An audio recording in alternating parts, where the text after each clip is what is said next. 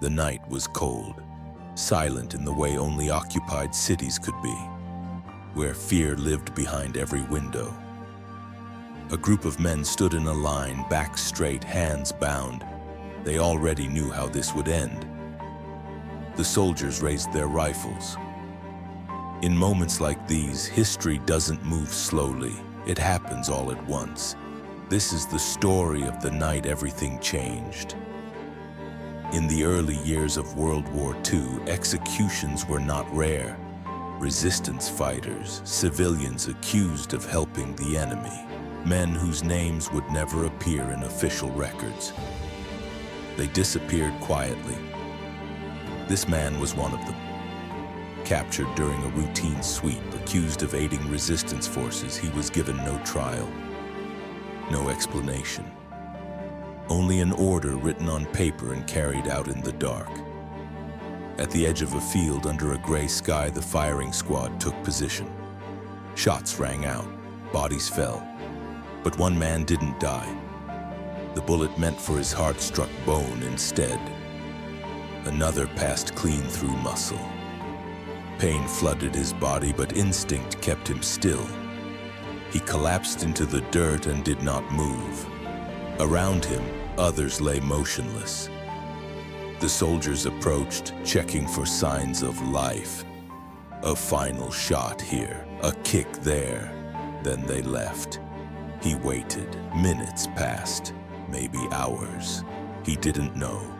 When he finally opened his eyes, the field was empty. He should have run. Anyone would have.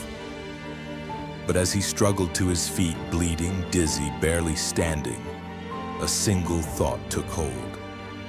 The others were still alive somewhere. Against every instinct of survival, he went back. Villages were crawling with patrols. Roads were dangerous. Every step could have meant death. Yet he moved through forests and back roads, driven by something stronger than fear. Survivors later said it was impossible. Historians still debate how he managed it.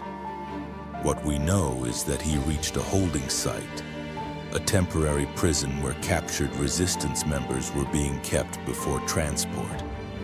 He didn't have weapons. He didn't have authority. He had courage.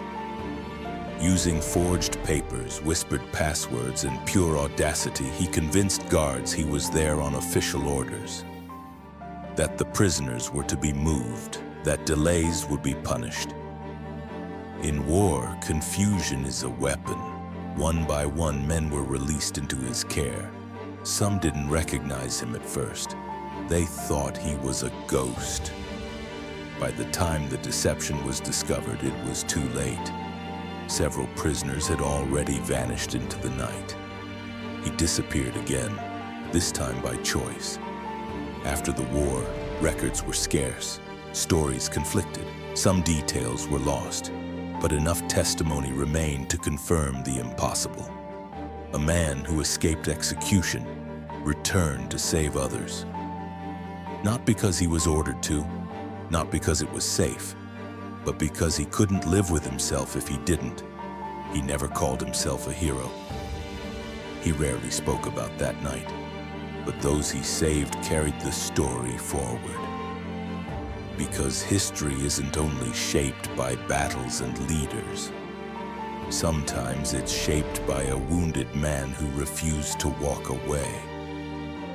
The night everything changed wasn't the night he survived. It was the night he went back.